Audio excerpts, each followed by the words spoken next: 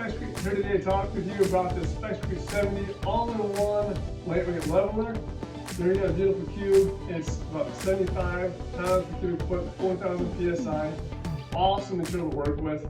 Compared to a traditional cube, traditional leveler weighs about 260 grams, about 123, 124 pounds a cubic foot, versus the SpexCrete 70.